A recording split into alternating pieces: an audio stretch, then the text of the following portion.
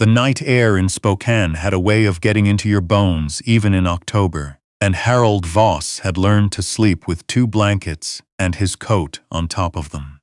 He was not sleeping in a bedroom. He was in the utility room off the garage on a folding cot his son-in-law had dragged down from the attic with the kind of exaggerated effort that made clear he considered it a gift. There was a space heater that clicked off at midnight no matter what the dial said. There was a single bulb overhead that buzzed when it got cold. And there was Ranger, Harold's 4-year-old German shepherd, curled against the cot with his chin steadying on Harold's ankle, breathing slow and steady while the rest of the house slept behind a locked interior door. The family had laughed when Harold inherited the property. Not all at once. That would have been too honest. They laughed in pieces. His daughter laughed when the lawyer mentioned the county. His son-in-law laughed when he heard the word cabin. They laughed again later that week when Harold said he was thinking about going out there to see it. 40 acres of forested land in the Clearwater, a structure that hadn't been touched since 1987, a deed to a name Harold had not heard in 30 years. What nobody laughed at, what nobody knew, was what Ranger found underneath the floor of that cabin 8 weeks later. Harold Voss had served 2 tours in Vietnam with the 101st Airborne and come home to Spokane in 1971 with a bad knee, a Bronze Star he kept in a cigar box, and a talent for fixing engines that eventually became a small business. He ran the shop for 26 years. He sold it when his wife Norma got sick, so he could drive her to her appointments and sit with her and be there at the end, which he was. That was 2019. After that, he lived alone in the house on Garland Avenue for 2 years, managing fine until his daughter Brenda sat him down and said she and her husband were worried about him. Brenda's husband was named Todd. Todd worked in commercial real estate and had opinions about property values and very little else. He had kids from a previous marriage who visited on alternating weekends and called Harold the old guy when they thought no one could hear them. Harold had heard them twice. He had not said anything. The arrangement, as Brenda explained it, was that Harold would move into their house. Not into the guest room. That was Todd's home office now. Into the utility room, which was clean and private and had its own outside entrance, which Brenda said like it was a selling point. Harold had stood in that room for a moment, looking at the exposed pipe along the ceiling and the shelf of paint cans along the far wall. And he had thought about all the things he had done in his life and wondered how he had arrived at this particular room. He moved in on a Thursday. Ranger came with him. Todd made a comment about dog hair on the carpet and Brenda looked at her shoes. That was 14 months before the letter arrived. The letter came from an attorney in Orofino, Idaho. The name on the return address was a firm Harold didn't recognize, but the name inside the letter, the name of the man whose estate was being settled, stopped him cold. Bernard Calhoun. Bernie Calhoun had been Harold's radioman in the Idaho Valley in 1969. He had been 20 years old, from a small town in Idaho he was always talking about. A place with a river and a grain elevator and a diner where his mother waitressed. He had a laugh that you could hear from 30 yards away, and a habit of humming Johnny Cash songs under his breath when things got tense. Harold had not seen him since 1972, when they ran into each other briefly at a reunion in Boise and exchanged phone numbers that neither of them called. Bernie Calhoun had died in September at the age of 76, unmarried, no children, no surviving siblings. He had left his estate to be divided among a short list of individuals, and Harold Voss was on it. His share was a cabin on 40 acres in Clearwater County, Idaho, plus whatever personal property remained inside. Harold read the letter 3 times sitting on the edge of his cot. Ranger watched him from the floor with the focused attention that dogs have when they sense something has changed. "Old Bernie," Harold said aloud, to no one. He called the attorney the next morning and confirmed the details. He did not tell Brenda until dinner that evening. She reacted the way he expected. She was pleased for him in the way people are pleased when they receive news that does not require them to do anything. Todd asked immediately about the acreage value and whether the cabin was on a paved road. Harold said he wasn't sure. Todd said 40 acres in the Clearwater could move for something, depending on timber rights, and that Harold should think carefully before making any decisions. Harold said he would.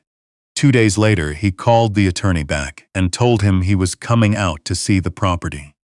He borrowed his neighbor's pickup because his own truck needed a water pump and he hadn't gotten to it yet. He loaded a duffel, his sleeping bag, a cooler with food for 4 days, and Ranger. He left on a Tuesday morning before anyone in the house was awake. The drive took 4 hours. The last 20 minutes were on a gravel road that wound up into pines so dense they blocked out the midday sun. Harold drove slowly, watching the odometer, counting the tenths of a mile from the last marked intersection the way the attorney had instructed. When the cabin came into view through the trees, he stopped the truck and sat for a moment with the engine running. It was smaller than he had imagined. Log construction, a front porch with a railing that had come loose on one end, 2 windows on the front face with glass still intact. The roof looked sound from here. No visible collapse, no blue tarp evidence of previous emergency repair. A stone chimney on the north end, a woodpile against the east wall, mostly rotted, covered in moss. Beside the cabin, what might have once been a small outbuilding had given up entirely, and was now a low mound of weathered gray planks returning slowly to the ground. Harold turned off the engine. Ranger stood up in the back seat. The inside of the cabin was dim and smelled of pine and old ash, and the specific silence of a place that has not held a human voice in a long time. There was a cast iron stove against one wall, a wooden table. 2 chairs, one with a cracked leg propped against the table to keep it upright. A row of shelves above the counter that held a few cans of soup, long past any reasonable date, a manual can opener, a folded wool blanket that had been stiff and gray with age. On the far wall above the stone fireplace, someone had mounted the shoulder mount of a mule deer, the antlers dark with age. Below it, on the mantel, a rusted tin that turned out to hold 3 pens, a pocket knife, and a folded photograph. Harold unfolded the photograph carefully. It showed 2 young men in fatigues squinting into a bright sun, their arms thrown from each shoulders, grinning with the uncomplicated joy of a moment between bad ones. Bernie was on the right, on the back, ninth foods assault. A Show, March 1969. Brothers. Harold stood holding it for a long time. Ranger had been moving through the cabin with his nose low, quartering the floor the way he did when he was interested in something. He had been to the back wall and along the side wall, and now he was at the fireplace, working the base of it, pushing his nose into the seam between the stone hearth and the old plank floor. "What've you got?" Harold said. Ranger did not look up. He pushed at the seam, pulled back, pushed again. Harold crouched and looked. The stones of the hearth were set on a plank platform, not uncommon in older construction, and where the platform met the floor there was a gap just visible in the low light. Harold pressed the boards around it. One of them had more give than it should. He pressed along the edge and felt a distinct hinge resistance. Not rot, not settling, but engineered movement. He found the edge with his fingers, worked it up, and swung back a section of floor about 2 feet by 3 feet on hinges that had been cleaned and oiled within the last several years. Below it, a wooden ladder descended into darkness. Harold went back to the truck and got his flashlight. What Bernie Calhoun had built under his cabin over the decades since he'd acquired the property was not a dramatic vault in the cinematic sense. It was a dry-built room, maybe 12 feet square, with a low ceiling and a concrete block foundation that he had clearly constructed himself, a little at a time over many years. There were shelves along 3 walls. What was on the shelves was the sum of a careful life. There were 53 silver coins in a velvet roll. Morgan dollars, peace dollars. A few coins Harold didn't recognize, that turned out to be key-date pieces that a dealer would later appraise collectively at over $40,000. There were 3 coffee tins with lids sealed in electrical tape that held a combined total of $61,000 in banded bills. The bills old but legitimate, organized by denomination, in the particular way of a man who had grown up watching his parents survive on cash, and trust nothing that required a signature. There was a metal box that held property documents, insurance records, a handwritten ledger dating back to 1983, and, at the back of the box, a sealed envelope addressed to whoever finds this. "And I hope it's you, Harold." He sat on the bottom step of the ladder and read it in the flashlight beam. Bernie's handwriting had gotten shaky, but was still legible. He said he'd kept track of Harold for years, not in a strange way, just checking in through mutual contacts, the way veterans do. He said he'd never married, because he was a particular man who needed a lot of solitude, and he'd made peace with that. He said the cabin had been the best decision of his life, and the land around it had kept him sane on the bad days. He said he was leaving it to Harold, because Harold was the only person outside of combat that he'd ever fully trusted, and because he remembered that Harold had a dog, and because a man with a good dog and 40 quiet acres might yet get some rest. "I know things haven't been easy," the letter said. "I heard about Norma. I'm sorry. She sounded like a fine woman. You deserved her, and she probably deserved better than a soldier, but you did your best, and that's what any of us can do. The land is yours. Build something or don't build anything. Just don't sell it to someone who'll put condos on it. I'll haunt you." Your brother, Bernie Harold, sat in the basement under a cabin in the Clearwater and did not try to stop what happened next. He was still there the following morning when the truck appeared at the top of the clearing. He knew the truck. It was Todd's gray Silverado, which he'd had detailed 3 weeks ago and mentioned twice since. Harold was on the porch with a cup of instant coffee when it came down through the trees and stopped behind Harold's borrowed truck in a way that blocked the road. Todd got out first. Brenda got out on the passenger side and stood slightly apart from him in the way of someone who has agreed to a thing she is not sure about. "Found you," Todd said. "You did," Harold said. Todd looked at the cabin the way he looked at listings that weren't going to close. He was already running numbers. Harold could see it. "It's not as bad as I thought," Todd said, which was his version of a compliment. "We were worried," Brenda said. "You left without telling anyone." "I left a note," Harold said. "I didn't see it," she said. "It's theirs," he said. Todd stepped up onto the porch, looking past Harold into the cabin. "Mind if I take a look around?" "Harold, my head," he said. Ranger was beside Harold's chair. He watched Todd without moving. Todd had never liked the dog, and the dog had apparently made note of this. Todd spent 10 minutes inside.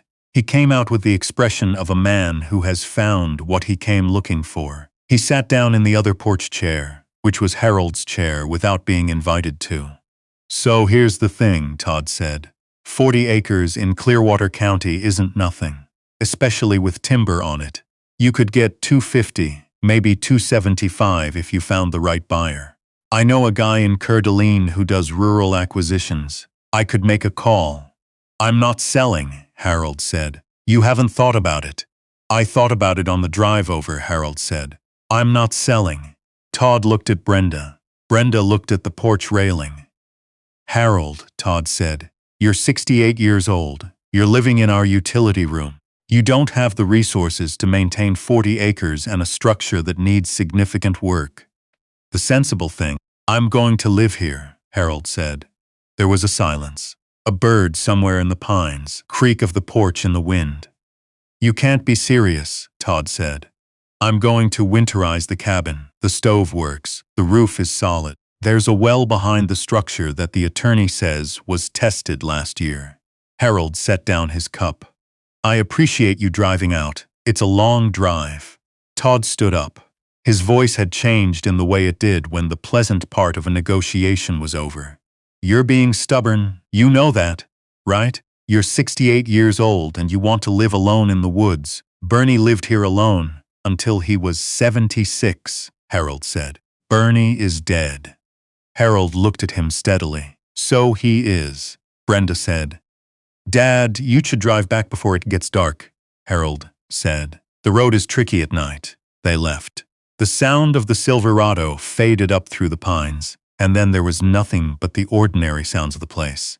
The wind moving through the high branches, Ranger shifting on the porch boards, somewhere downslope the faint sound of water over rock. Harold sat until the light started going golden through the trees.